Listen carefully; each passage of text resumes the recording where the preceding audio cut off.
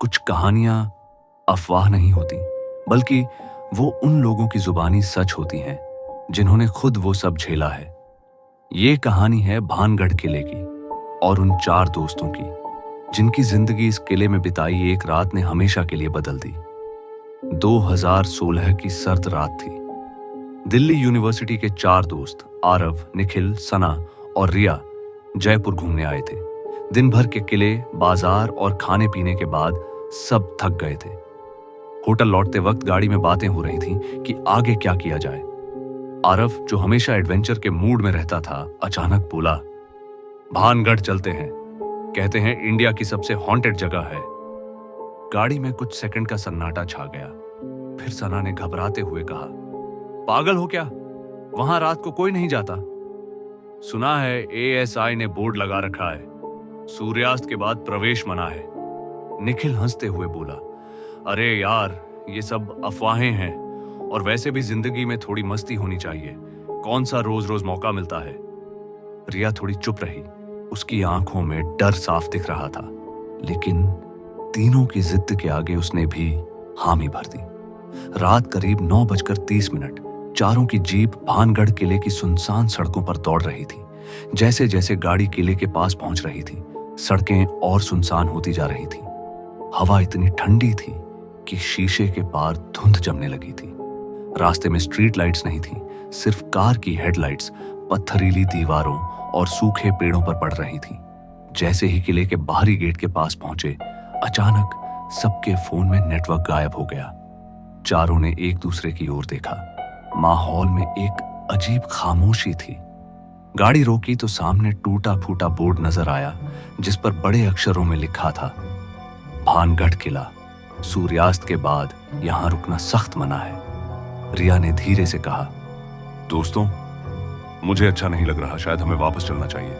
लेकिन बाकी तीनों हंसकर अंदर बढ़ गए। अंदर अंधेरा इतना गहरा था कि टॉर्च के बिना कुछ भी दिखाई नहीं दे रहा था। जैसे ही टॉर्च ऑन की, चारों को टूटी फूटी हवेलियां, खंडहर और जर्जर दीवारें दिखी। हर तरफ ऐसा लग रहा था मानो कोई आंखों से उन्हें देख रहा हो। अचानक दीवार के पास किसी के पैरों की आहट सुनाई दी। सब चौंक पड़े। उन्होंने टॉर्च घुमाई, लेकिन वहां सिर्फ टूटी ईंटें थीं। अगले ही पल हवा में एक हल्की महिला की हंसी गूंजी। चारों सन्न रह गए। किसी की हिम्मत नहीं हुई बोलने की। आखिरकार आरव बोला, चलो वापस चलते हैं, मजाक काफी हुआ। पर निखिल, जो सबसे ज्यादा जोश में था, बोला, इतनी दूर आए हैं, मंदिर तक तो चलते हैं, वरना कहां एडवेंचर हुआ। मंदिर तक पहुंचते ही एक अजीब सी अगरबत्ती जैसी गंध हवा में फैली, लेकिन वहां कोई इंसान नहीं था। सना अचानक रुक गई। उसका चेहरा पीला पड़ चुका था, हाथ कांप रहे थे। वो धीमे स्वर में बोली, गाइस, किसी ने मेरे कंधे को छुआ। सबने उसकी तरफ देखा। टॉर्च की रोशनी में उसके कांपते होंठ और डर से फैली आंखें साफ दिख रही थीं, लेकिन वहां कोई नहीं था। रिया का दिल जोर जोर से धड़कने लगा। उसने धीरे से कहा, यह जगह ठीक नहीं है। अब तक चारों की हंसी गायब हो चुकी थी। माहौल बेहद भारी लग रहा था। रात करीब 12:15 हो चुके थे। अचानक मंदिर के अंदर से किसी महिला के रोने की आवाज आई। वो आवाज इतनी साफ थी कि चारों के कान खड़े हो गए। रिया घबरा कर बोली, ये तो इंसानी आवाज है, यहां और कौन हो सकता है। चारों में से किसी की हिम्मत नहीं हुई अंदर जाने की, लेकिन तभी सना जोर से चीख पड़ी, मुझे सांस नहीं आ रही। उसका गला जैसे किसी ने कसकर पकड़ लिया हो। वो हवा के लिए हाथ पांव मार रही थी। बाकियों ने उसे खींचा और किसी तरह बाहर ले आए।